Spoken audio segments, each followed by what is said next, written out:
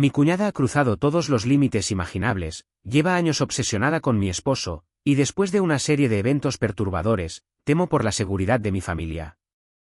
Yo tengo 34 años, y mi esposo tiene 35. Estamos juntos desde hace 7 años, casados desde hace 4. Vivimos en un suburbio tranquilo en las afueras de Boston. Nuestra vida era, hasta hace poco, bastante estable. Ambos con trabajos medianamente estables, sin lujos, pero sin deudas aplastantes. Un hijo de 3 años que es lo más lindo que tenemos, y un segundo bebé en camino. Todo eso se suponía que era motivo de alegría, pero no para ella. Desde el primer día en que conocí a la hermana de mi esposo, sentí que algo no cuadraba. Pero no un sentimiento de cuñada celosa típico, no. Era algo más profundo, más crudo. Ella tenía esa forma de mirar, como si yo estuviera invadiendo un espacio que le pertenecía por derecho. No dije nada durante años, porque ¿cómo vas a acusar a alguien de tener sentimientos inapropiados por su propio hermano sin sonar como una lunática? Voy a llamarla C. Ella tiene 33, vive en Nueva York, pero siempre ha tenido una presencia constante en nuestras vidas. Llamadas diarias, visitas espontáneas que coincidían con momentos clave, nuestro aniversario, el baby shower del primer bebé, incluso nuestra luna de miel. Sí, apareció allá. Dijo que era coincidencia. ¿Quién viaja a Grecia por casualidad el mismo fin de semana que tu hermano está de luna de miel? Lo peor es que mi esposo no lo veía. Él creció con ella muy unidos. Fueron adoptados cuando eran niños, después de pasar por distintos hogares temporales. Esa experiencia los hizo inseparables. Ella siempre fue la única que estuvo ahí cuando nadie más lo estaba, según sus palabras. Así que cada vez que yo señalaba algo extraño, él lo justificaba como C solo se preocupa, C es así con todos, C está pasando por algo. Pero no era con todos, era solo conmigo.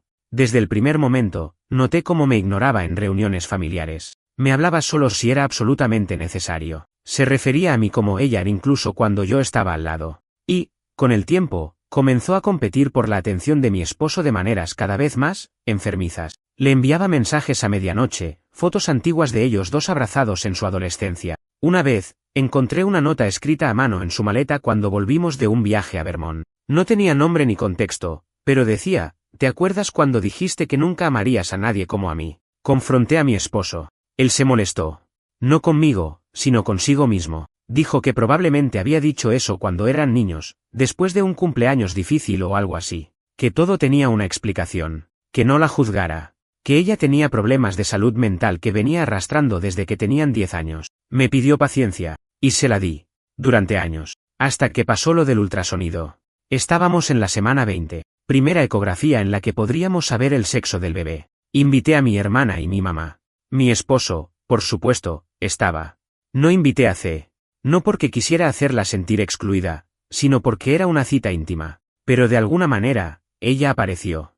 Estaba ahí, en la sala de espera. Dijo que justo tenía que visitar a una amiga en Boston y pensó que sería bonito ver al nuevo miembro de la familia. Yo estaba tan desconcertada que ni siquiera pude hablar. Ella se sentó justo al lado de mi esposo, y durante todo el procedimiento, le agarró la mano. Y él, se la dejó agarrar. No porque quisiera, estoy segura, sino porque ya está acostumbrado a evitar el conflicto, porque se criaron en medio del caos, y aprendieron que evitar el drama es más importante que enfrentarlo. Cuando salimos, mi madre me preguntó si yo estaba bien. Dije que sí. Mentí. Esa noche, C se quedó en nuestra casa solo por una noche. Yo dormí con náuseas, con ansiedad. No podía mirar a mi esposo sin pensar en cómo no vio lo que estaba frente a él. Y al día siguiente, encontré su diario. No sé si fue un accidente o si ella quiso que yo lo viera. Estaba abierto sobre la mesa del comedor. No soy de invadir la privacidad de nadie, pero eso no fue casualidad. Y lo que leí ahí no se lo deseo ni a mi peor enemiga. No soy paranoica. Juro que no. Pero ese diario, ese maldito cuaderno lleno de tinta y confesiones que no debieron existir, me rompió algo por dentro. No sé cómo describir lo que sentí al leerlo. Fue una mezcla de asco, rabia y, sobre todo, traición. Porque una cosa es tener intuiciones, sospechas, momentos incómodos. Otra es ver la evidencia escrita, sin rodeos, de que alguien ha estado cultivando una fantasía con tu esposo durante años, y esa persona es su propia hermana. El diario no tenía fechas, o al menos no todas las entradas. Algunas parecían recientes, otras más antiguas, por el estilo de escritura, por cómo hablaba de cosas pasadas. Pero lo que tenían en común todas esas páginas era un tono obsesivo. Adoración mezclada con celos, nostalgia con rencor. Y lo más perturbador, una visión de mi esposo completamente distorsionada. No como su hermano. No como un ser querido de la familia, sino como alguien que le pertenece. Como si yo me hubiese metido donde no me corresponde. Leí frases como: no importa cuántos hijos tengan. Él me dijo que yo era su hogar. Cuando ella lo mira, se nota que no lo entiende como yo lo entiendo. A veces pienso en ese día en el lago, cuando me tomó de la mano y me dijo que nunca se alejaría. ¿Mentía? ¿O solo estaba confundido? Yo ni siquiera sé a qué día se refiere. No quiero saberlo. No quiero imaginar a qué edad fue, ni qué contexto hubo. No quiero llenar mi cabeza de imágenes de algo que no tiene sentido, que no debería existir. No terminé de leerlo. Cerré el cuaderno con manos temblorosas y lo metí debajo de una pila de libros. Luego fui al baño, vomité, por el embarazo y por la náusea emocional, y me encerré con el pestillo. Pasé más de una hora ahí sentada en el suelo, con el corazón golpeando como un tambor, tratando de decidir si confrontarla en ese mismo instante o esperar a que se fuera. Al final, no hice ninguna de las dos cosas. Salí como si nada. Me lavé la cara. Me forcé a sonreír. Preparé café como un autómata y le pregunté si quería una taza antes de irse. Ella dijo que no, que ya estaba apurada. Me abrazó. Sí. Me abrazó. Me dijo que me veía radiante, que el embarazo me sentaba bien. Tuvo la cara de decirme eso después de escribir que mi esposo merecía una mujer que no lo arrastrara a la vida doméstica como una correa de perro. Apenas cerró la puerta detrás de ella, llamé a mi hermana. No le conté todo. No podía. Todavía no. Solo dije que estaba preocupada, que algo estaba mal. Mi hermana me conoce desde siempre, y sin hacer muchas preguntas, me dijo que agarrara al niño y me fuera a su casa por el día. Y eso hice. Mi esposo no volvió hasta la noche. Cuando entró por la puerta, su cara era la de siempre, sonriente, cansado, con esa mirada que siempre me hacía sentir segura. Pero ya no me sentía segura. No porque él me hubiese fallado, sino porque había estado ciego demasiado tiempo, o porque no había querido ver. Le conté del diario. No todo, pero lo esencial. Su reacción fue la más frustrante que podía esperar: negación. No la típica negación enfurecida, más bien la resignada. La de alguien que ha visto demasiadas cosas raras y ya no sabe cómo separar la rareza del peligro. Seguro que está exagerando las cosas. Tiene una forma rara de expresarse. Ya sabes cómo es ella. Levanté la voz. Le dije que no, que esto no era una metáfora o una hipérbole emocional. Que su hermana había estado escribiendo fantasías sobre él, y que no era sano, ni normal, ni justificable. Me escuchó, sí.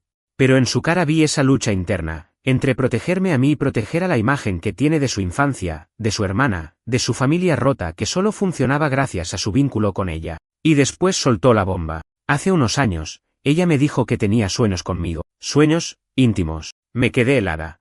¿Y qué hiciste? Le pregunté, apenas respirando. Le dije que estaba mal, que necesitaba ayuda, que éramos hermanos, que no era algo de lo que reírse. Pero después, ella lloró. Se puso a temblar. Me rogó que no dijera nada. Y yo no dije nada. Me dolió. Mucho. Porque entendí que mi esposo, por miedo, por compasión, por no romper más lo que ya estaba quebrado, eligió callar. Y ese silencio alimentó algo que ahora estaba fuera de control. Esa noche no dormimos juntos. Me fui a la habitación de huéspedes. Él no insistió. Creo que también necesitaba estar solo. A la mañana siguiente, cuando bajé, lo encontré con el diario en las manos. Lo había leído. ¿Entero? Me miró y dijo: no puedo más. Desde ese momento, todo cambió. Él tomó decisiones que yo no esperaba. Llamó a sus padres, llamó a un terapeuta, bloqueó a su hermana del teléfono. Me prometió que no volvería a permitir que ella cruzara nuestros límites. Me abrazó y lloró. Lloramos los dos. Fue una de esas conversaciones crudas donde ya no queda nada más por esconder. Pero nada en esta vida es tan simple. Porque su hermana no es solo una persona más que puedes sacar de tu vida como quien bloquea a un contacto en redes sociales. Ella forma parte de un tejido más amplio, de una familia compleja, de un pasado que él no puede borrar.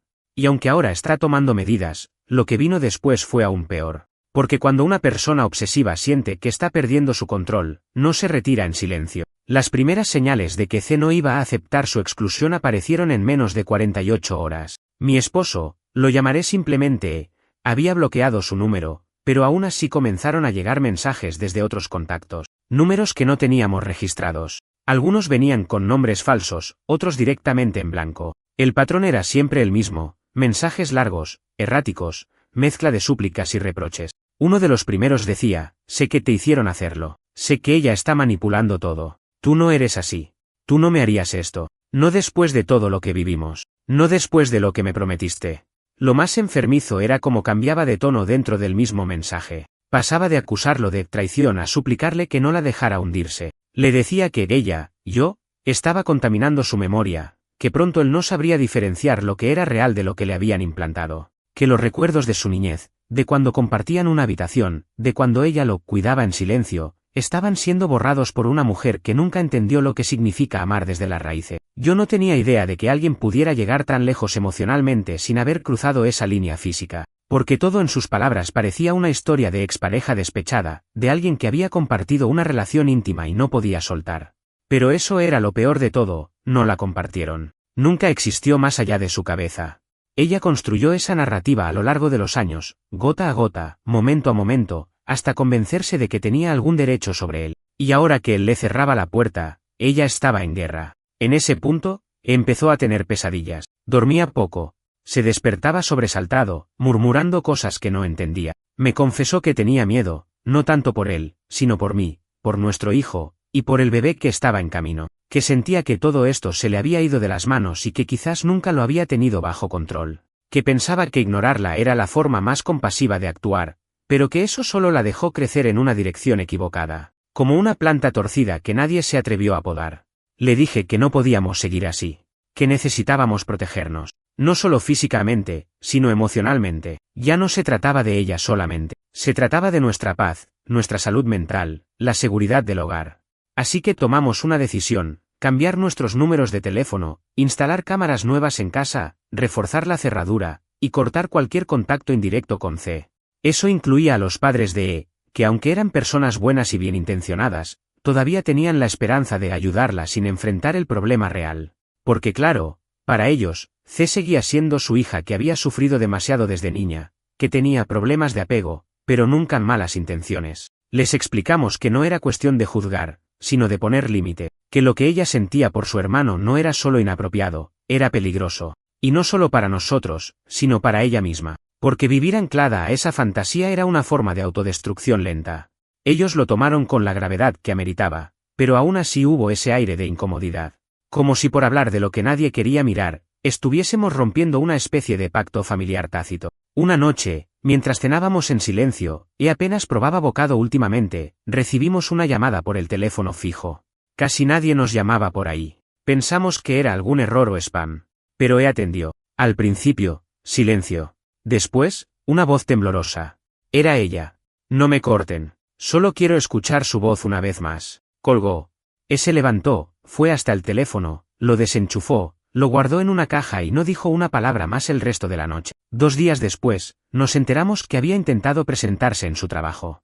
Había preguntado por él en recepción, diciendo que era una visita de emergencia familiar.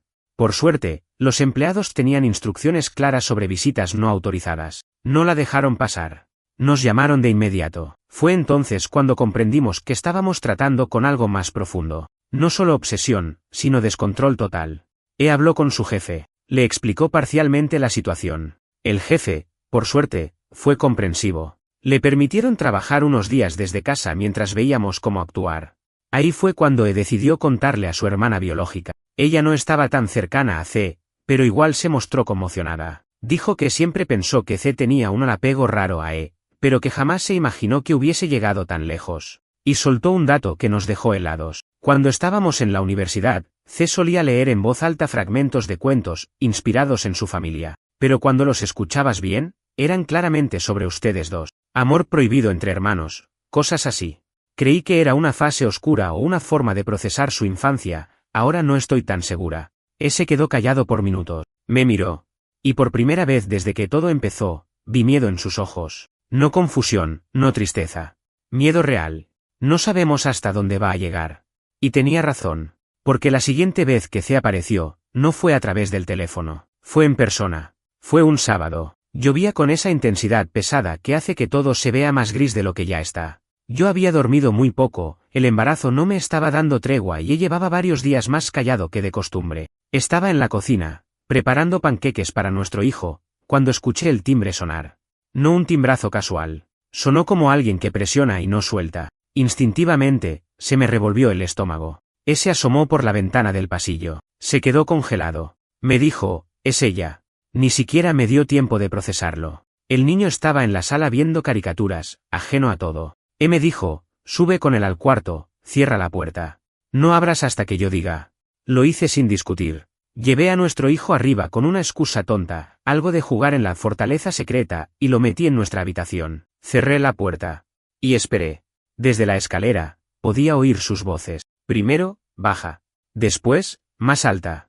Ella estaba llorando. Lloraba con esa desesperación que no es de tristeza, sino de rabia. No escuchaba todo con claridad, pero se colaban frases, no puedes odiarme por sentir, ella te lavó el cerebro, yo estuve antes que ella. Y por primera vez, no se contuvo. Le dijo que estaba enferma, que necesitaba ayuda, que no iba a permitir que se acercara más a nosotros. Le dijo que la amaba como hermana, pero que lo que ella sentía no era amor, era una distorsión, una enfermedad que nadie quiso ver a tiempo. Fue entonces cuando ella empezó a gritar. Un grito animal, crudo. Dijo cosas que aún hoy me cuesta repetir, que yo era una incubadora sin alma, que mi hijo no era más que una trampa biológica, que estaba atrapado y no podía verlo porque estaba nublado por las hormonas de una extraña. Dijo que lo único que necesitaba era una oportunidad de estar a solas con él, sin mis interferencias, para recordarle quién era realmente. Y luego intentó entrar. Literalmente. Empujó la puerta con el cuerpo. Tuvo que bloquearla con su propio peso. Le dijo que iba a llamar a la policía si no se iba en ese momento. Ella gritaba que no se iba a mover, que si él no salía con ella, iba a quedarse en la entrada hasta que la verdad saliera a la luz. Fue un vecino quien intervino. Un hombre mayor que vive al frente y que nos conoce desde hace años. Cruzó la calle y le gritó que se fuera antes de que llamara a la policía él mismo. Eso la hizo reaccionar. No por vergüenza. Por miedo a que la sacaran esposada. Se fue caminando, pero no sin antes decir algo que me taladró los oídos. Esto no termina aquí. Después de eso, no hubo más dudas, ni excusas, ni esperanzas de que solo necesitaba tiempo. Y yo hablamos esa misma noche con un abogado. Nos recomendó iniciar un procedimiento para obtener una orden de alejamiento. También nos dijo que, dadas las circunstancias, embarazo, niño pequeño, acoso persistente, intento de irrupción en el hogar, había una buena probabilidad de que la obtuviéramos. Pero el problema no era solo legal. Era emocional. Esa noche, se quebró. Se sentó en el piso de la sala y lloró como un niño. Me dijo que nunca se sintió tan culpable en su vida, que debió cortar esto hace años, que tenía miedo de que el daño ya estuviera hecho, de que algo en mí se hubiese roto para siempre por culpa de todo esto. Y no le mentí, sí, algo se había roto. Mi sensación de seguridad, mi confianza en su juicio, mi creencia de que podíamos lidiar con cualquier cosa mientras estuviéramos juntos. Pero también le dije algo importante, aún estamos a tiempo de reconstruir. Lo que no podemos hacer es seguir ignorando, fingiendo, esperando a que ella cambie, porque no va a cambiar, no sin ayuda real. Y no mientras siga pensando que tiene una oportunidad. Lo que no sabíamos era que C no iba a quedarse de brazos cruzados mientras nosotros tomábamos acciones legales. Días después, recibimos una carta, escrita a mano. Dejaron el sobre bajo la puerta del garaje, sin remitente, sin dirección. Pero la letra era inconfundible. Dentro, había solo una hoja. Y una fotografía. La hoja decía, te dije que no ibas a poder esconderte de mí. Esto apenas comienza. La foto era de nosotros, mi hijo, y yo en un parque, hacía apenas unos días. Yo con panza, él empujando el cochecito, el niño corriendo. Era una foto tomada a distancia, con zoom, oculta. Ahí fue cuando el miedo se volvió real, tangible. Ella había estado siguiéndonos. Después de recibir esa carta con la foto, algo en mí cambió de forma definitiva. Ya no era solo ansiedad o desconfianza. Era pánico. Pero no ese miedo difuso que uno siente ante lo incierto. Era miedo concreto, físico, que te quita el sueño y te deja el cuerpo entumecido. Me sentía como si nos estuvieran cazando. Como si esa mujer, porque ya no podía llamarla cuñada en mi cabeza, estuviera jugando con nuestro sentido de seguridad solo para demostrar que podía quebrarlo cuando quisiera. La fotografía era nítida, tomada desde lejos, pero bien enfocada. No era una casualidad. No era que alguien pasaba y nos capturó por accidente. Era una acción deliberada, premeditada. Alguien que nos estaba observando, calculando, esperando el momento de dejar rastro de su presencia para desestabilizarnos. Mi hijo no entendía, claro. Pero incluso él, con 3 años, notaba que mamá y papá estaban muy callados. Empezó a hacer preguntas como, ¿por qué ya no vamos al parque? ¿O por qué no viene más nadie a casa? Y eso partía el alma, porque los niños no entienden las dinámicas del acoso psicológico, pero absorben cada tensión como una esponja. Y en casa, la tensión se respiraba como smog.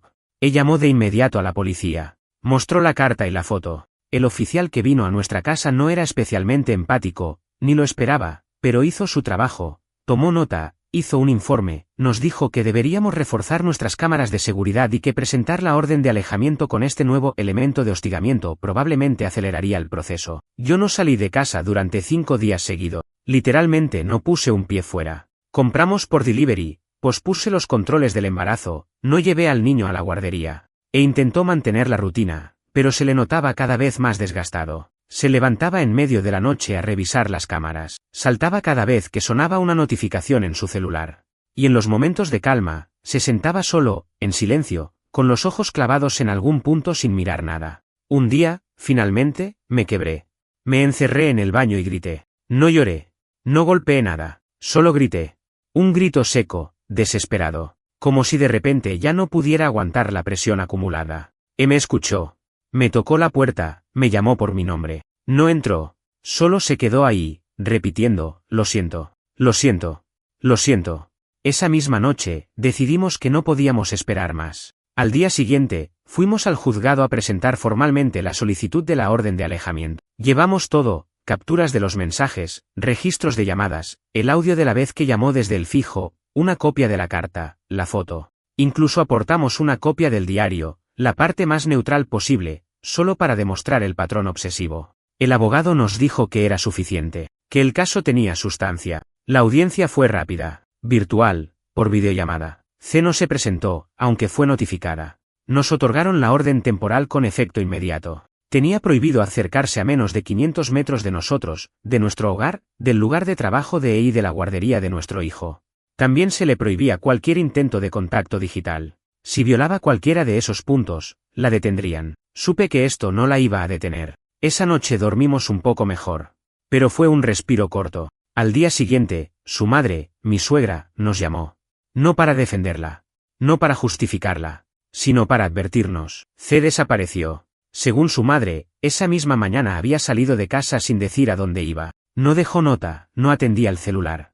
No volvió. Ni al final del día, ni a la noche siguiente. Estaban considerando reportarla como desaparecida. Lo que me heló la sangre no fue que se hubiese ido, fue que nadie sabía si su desaparición era una huida, o un movimiento. Porque en mi mente, lo que pesaba era esto, ¿y si se escondía para hacernos daño? Yo no estaba siendo dramática. Teníamos antecedentes, teníamos pruebas, teníamos la fotografía como testimonio de que ella ya había estado escondida, observándonos. Lo que me atormentaba era la idea de que ahora podía estar más cerca de lo que imaginábamos. Llamó a su madre de nuevo. Le pidió que no lo contactara más directamente, que cualquier novedad sobre C la canalizara a través del abogado. Fue duro, pero necesario. En ese punto, el lazo emocional entre y su familia estaba colapsando por completo. Lo peor de todo es que, con cada paso que dábamos hacia protegernos, más se evidenciaba el daño que ya estaba hecho. No se trataba solo de la amenaza externa. Era como si ella nos hubiera contaminado desde adentro. Casi cada conversación giraba en torno a ella. Cada decisión se tomaba pensando si C reaccionaría, si C aparecería. Nos había convertido en satélites girando en torno a su gravedad. Y eso era lo que más me enfermaba. Un par de días después, nos notificaron, la policía había localizado a C en una ciudad a unas 3 horas de distancia. Estaba sola, en un motel barato. Había pagado en efectivo. No parecía alterada. No intentó resistirse cuando un oficial fue a verificar su identidad. Dijo simplemente, estoy viajando. Necesitaba tiempo para pensar.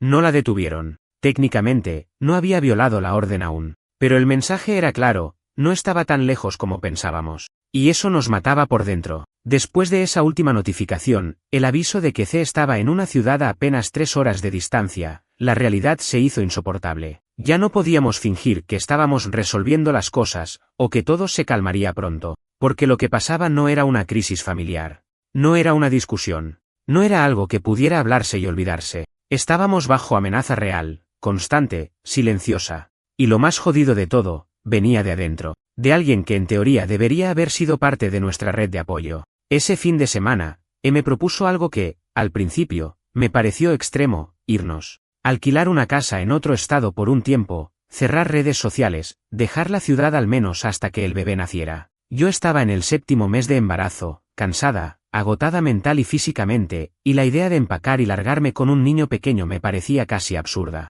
Pero después me pregunté qué era más absurdo, cambiar de casa por un par de meses o vivir con miedo cada vez que sonaba un coche afuera. Así que accedí.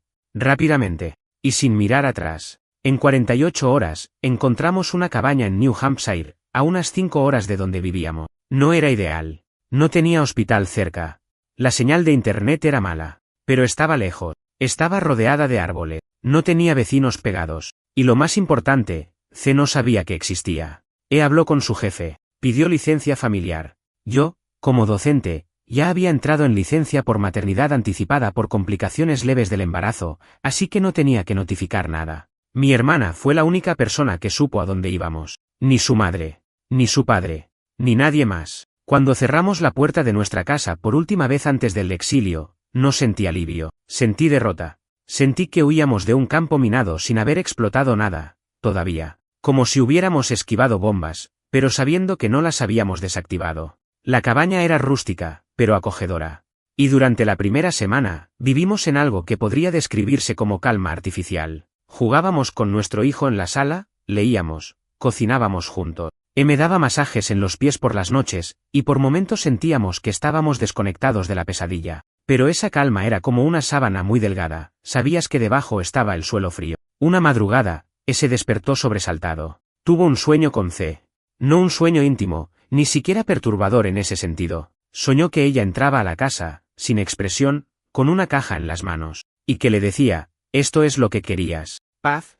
Luego dejaba la caja en la mesa, y cuando él la abría, estaba vacía. Se despertó con la garganta seca, con las manos temblorosas. Lo abracé hasta que se durmió, pero yo ya no pude volver a cerrar los ojos. Ese mismo día, me di cuenta de algo, esa mujer había dejado una herida emocional permanente en nosotros. Incluso lejos, incluso sin contacto, incluso con la ley de por medio, seguía incrustada en nuestras mentes como un virus. Yo no sabía si podría volver a ser el mismo, si nosotros dos podíamos volver a la confianza sin fisuras que alguna vez tuvimos, porque aunque yo lo creía cuando me decía que nunca pasó nada, que jamás la alentó, que fue ciego pero no cómplice, igual me preguntaba. No por celos, sino porque el ser humano duda, especialmente cuando algo tan retorcido como esto toca lo más íntimo de tu hogar. Y esa grieta empezó a crecer. Tuvimos una discusión. Pequeña, pero hiriente. Yo le pregunté por qué nunca se lo contó a nadie. Lo del diario. Lo de los sueños que ella le decía tener. Lo del apego excesivo desde la adolescencia. Él me respondió lo mismo de siempre, que era por vergüenza, por miedo a que no le creyeran, porque creció normalizando lo anormal. Le dije que eso ya no bastaba. Le dije que yo necesitaba saber que, si algo así volvía a suceder con otra persona, él no se quedaría callado por años. Me miró, con dolor, con culpa, y dijo algo que todavía resuena en mi cabeza, no puedo prometerte que no voy a fallar de nuevo, pero puedo prometerte que no voy a ignorar nada más. No fue la respuesta que quería, pero fue honesta. Y en medio de tanta basura, eso era lo mínimo que podía sostenernos. Los días pasaban lentos, cada mensaje de mi hermana era una gota de aire fresco. Nos mantenía al tanto, sin decir mucho, solo lo necesario. En uno de esos mensajes, nos avisó que C estaba bajo vigilancia médica, que la habían internado, que su madre había logrado convencerla de que se entregara después de un episodio extraño en casa, donde aparentemente empezó a hablar sola y a repetir frases en voz alta como si estuviera reviviendo alguna discusión. No dijo nada cuando le conté. Solo se sentó en el porche. Miró al bosque por casi una hora, en silencio. Al día siguiente, volvió a hablar con su terapeuta, y me pidió que lo acompañara. Fuimos juntos a una videollamada. Y ahí, por primera vez, escuché cómo contaba su infancia sin filtro, sin idealizaciones. Habló de los hogares temporales, del abandono, de cómo C era su único punto fijo cuando todo lo demás fallaba, de cómo la relación se fue tornando dependiente, de cómo confundió lealtad con deuda emocional, de cómo permitió que esa lealtad nublara los límites, y de cómo, en el fondo, siempre supo que algo estaba mal. La terapeuta no lo juzgó. Lo ayudó a trazar una línea entre lo que él sentía como culpa y lo que era responsabilidad de otros, de los adultos que debieron protegerlos, de los familiares que miraron para otro lado, incluso de C, que eligió su narrativa por encima de la verdad. Cuando terminamos la sesión, me miró. Y me dijo, si me das tiempo, voy a sanar esto. Pero necesito que sigas conmigo. No por obligación. No por el bebé. Por nosotros. Y le dije que sí. Con miedo. Pero sí. Porque aunque esta historia nos había reventado por dentro, aún sentía que, de alguna forma, no estaba terminada. Y no lo estaba. El tiempo en la cabaña, aislados, se volvió un paréntesis raro. Había algo reconfortante en la rutina mínima, en estar rodeados de silencio y árboles en vez de notificaciones y amenazas veladas. Pero también era una especie de pausa incómoda, como si todos estuviéramos conteniendo la respiración, esperando que algo terminara de romperse o de resolverse por sí solo. Y la verdad es que nada se resuelve por sí solo. Pasaron 3 semanas. Empecé a sentir contracciones ligeras, falsas alarmas. Se volvió casi paranoico con cada movimiento. Me llevó 3 veces al hospital más cercano solo para que me dijeran que todo seguía bien, que eran dolores normales. En una de esas visitas, vi por primera vez algo que no había visto en él desde que empezó todo esto: miedo a perderme. No miedo a que me alejara, o a que termináramos. Miedo físico. Miedo a que algo me pasara. Y eso me conectó con él de nuevo. Me recordó quiénes éramos antes del caos. Me recordó que el miedo, cuando es real, también es un punto de encuentro, porque se siente con el cuerpo entero. Y él me sostenía la mano como si mi vida dependiera de eso. Cuando entré en labor real, fue de madrugada. Rápido. Intenso. El bebé nació bien. Sano. Hermoso. Un niño. Lloró apenas lo sacaron, y yo también lloré. No de felicidad pura, sino de descarga. Como si en ese llanto se fuera parte del peso acumulado. No paraba de besarme la frente. Tenía los ojos rojos, pero sonreía. Lo nombramos con el nombre que habíamos elegido desde el principio, sin influencias, sin historia familiar, sin homenajes. Un nombre limpio, nuestro. Los días siguientes fueron duros pero luminosos. El bebé dormía poco, comía mucho, lloraba sin avisar. Pero nos devolvía algo que habíamos perdido: foco. Había un ser humano completamente nuevo en medio de todo. Una vida que no conocía ni a C, ni el pasado, ni el caos. Solo nos conocía a nosotros. Y nos miraba como si fuéramos suficientes. Después del nacimiento, recibimos un correo certificado. Venía del hospital psiquiátrico donde C estaba internada. No una carta suya, eso habría sido un error legal, sino una comunicación formal. Informaban que estaba en tratamiento, en fase inicial, sin posibilidad de recibir visitas o contacto externo, pero estable. La decisión de enviarlo no fue suya, sino del centro. Nos dijeron que, como familia directa y beneficiarios de la orden judicial, teníamos derecho a estar informados de su estado general, y que cualquier intento de ella por contactarnos sería bloqueado. Él lo leyó entero. Luego lo rompió en pedazos y lo tiró al fuego de la chimenea sin decir una palabra. Estuvimos 2 meses en la cabaña. Volver a casa fue raro. Como regresar a una escena de crimen limpia. Todo estaba en su lugar, pero la energía era otra. Pusimos nuevas cerraduras, renovamos algunas cosas del cuarto del bebé, hicimos limpieza profunda. No por higiene, por necesidad simbólica. Sacar todo lo viejo, lo tóxico. Nuestros amigos más cercanos vinieron a ver al bebé. Mi hermana pasó unos días con nosotros. La familia de E, por su lado, siguió en modo silencioso. Su madre le escribió una sola vez: breve, nos alegra saber que están bien. Aquí seguimos si algún día quieren retomar el contacto. Respetamos su distancia. Él no respondió. Después de un tiempo, una de sus tías, una mujer muy directa que siempre había dicho lo que nadie quería oír en esa familia, lo llamó. Le dijo algo que fue difícil pero necesario. Siempre supimos que había algo raro con C. Pero nadie quería ser el que lo dijera. Nos callamos. Y eso fue complicidad. ¿Perdón? Colgó y lloró en silencio durante un rato. No dijo nada más. Yo, por dentro, empecé a entender que todo esto no iba a desaparecer.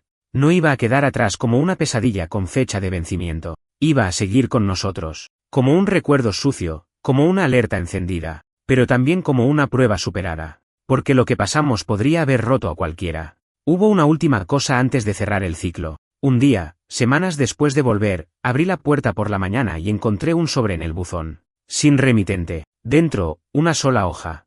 Un dibujo infantil. Una casa. Un hombre, una mujer, 2 niños. Y una figura más pequeña, dibujada con líneas rojas, fuera de la casa. Llovía sobre esa figura. Y encima, una palabra en letras torpes: observando. No era de C. Lo supe de inmediato. No era su letra, ni su estilo. Era de alguien más. O al menos, eso pensé. Tal vez una broma enferma. Tal vez un mensaje. Nunca lo sabré. Llamamos a la policía. Tomaron el dibujo. Dijeron que no podían hacer mucho con eso, pero lo registrarían como posible violación indirecta de contacto. Pusimos nuevas cámaras. Otra vez. Pero en el fondo, yo ya había cambiado. El miedo me acompañaba, sí. Pero también algo más fuerte, la certeza de que ya no íbamos a ser vulnerables. Porque el amor, cuando se sobrevive a una prueba tan retorcida, no vuelve igual. Pero a veces, cuando no muere, se vuelve más feroz, más protector, más real. Volver a la normalidad es una frase que suena bonita, pero es una ilusión. Después de algo así, no hay normalidad posible, solo una nueva versión de vida, una rutina reconstruida desde lo que quedó en pie. Y aunque eso no suena esperanzador, en realidad tiene algo poderoso, todo lo que sigue después de una experiencia límite se siente ganado, no dado. Los meses siguientes fueron así, quietos por fuera, pero con mucho movimiento interno. Dormíamos poco, no solo por el bebé, sino porque las noches todavía traían eco. A veces, se levantaba sobresaltado. Yo me despertaba en modo alerta si escuchaba un ruido fuera de lugar. El buzón se convirtió en un punto de tensión. Lo abría como quien corta un cable en una bomba casera, con cautela, con miedo a lo que pudiera encontrar. Pero no volvió a aparecer nada raro. Ni cartas, ni fotos, ni dibujos. El tiempo pasó, y cada día sin noticias de C era una mezcla de alivio y duda.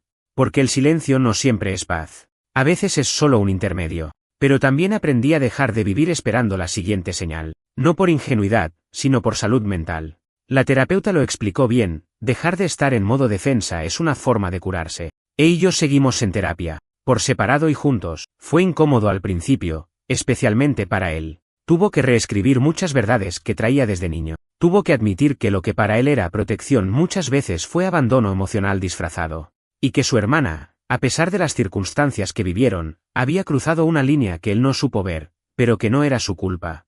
No entera, al menos. Yo también tuve que enfrentar cosas feas. Mi rabia, mi resentimiento, mi sensación de que él me falló al no haber sido más firme desde antes. Tuve que entender que vivir en alerta no podía ser mi estado permanente. Y sobre todo, que criar a mis hijos desde el miedo sería repetir el mismo patrón que jodió tanto a esa familia. Porque esa es la parte más jodida de todo. Cuando te toca proteger a tus hijos de alguien que, en otro universo, debería haber sido parte de su red de amor. C era su tía. Su sangre por adopción, sí, pero sangre en historia, en vínculo, en presencia. Y ahora era una figura prohibida. Una sombra que no podíamos nombrar sin encender alarmas internas. Un día, sin planearlo, y yo hablamos sobre el futuro con una claridad que no habíamos tenido desde hacía mucho. Me preguntó si pensaba en mudarnos definitivamente. Yo le dije que no lo descartaba. Que empezar en otro estado podría ser más sano. Que me daba miedo que en algún momento ella volviera, que se reinsertara en el círculo familiar por la puerta de atrás, con alguna excusa médica, y que alguien le abriera la puerta sin avisarnos. Él no dudó. 2 meses después, vendimos la casa. Nos fuimos más lejos de lo planeado. Oregón. Un cambio completo. Paisaje, clima, ritmo. Casi nadie sabía. Solo nuestras hermanas, 2 amigos cercanos y nuestro abogado. Fue un proceso desgastante, pero también liberador. Cambiar de casa es difícil, cambiar de vida, más aún. Pero hay una energía extraña en dejar atrás un lugar que te hirió. Es como cerrar una habitación y tirar la llave al río. Allá, empezamos de nuevo. Trabaja en algo completamente diferente ahora. Consultoría remota. Yo también cambié de rubro. Dejé la docencia formal y empecé a trabajar con familias en programas de apoyo comunitario. No lo hice para sanar a otros ni como misión redentora. Lo hice porque necesitaba sentir que podía intervenir antes de que alguien pasara por lo que nosotros pasamos. Al menos, intentarlo. Nuestro hijo mayor está en una escuela pequeña, con niños que trepan árboles y aprenden a plantar huerto. El bebé está sano, fuerte, curioso. Y nosotros, bueno, nosotros estamos en obra. Todos los días. Pero juntos, con heridas, sí. Pero sin mentiras, sin negaciones. Nunca más supimos de C directamente. Según su madre, sigue en tratamiento, bajo supervisión, medicada. No ha pedido vernos. No ha intentado comunicarse. No sabemos si por respeto, por miedo o por estrategia. A esta altura, no importa. No queremos saber. A veces, cuando todo está en silencio y los niños duermen, pienso en ese primer día en que conocí a C. En cómo me ignoró mientras hablaba con E. En cómo ya desde entonces había algo en su forma de mirarlo que no cuadraba. Y en cómo, durante años, dudé de mi propia percepción. Me hacían sentir paranoica, celosa, controladora.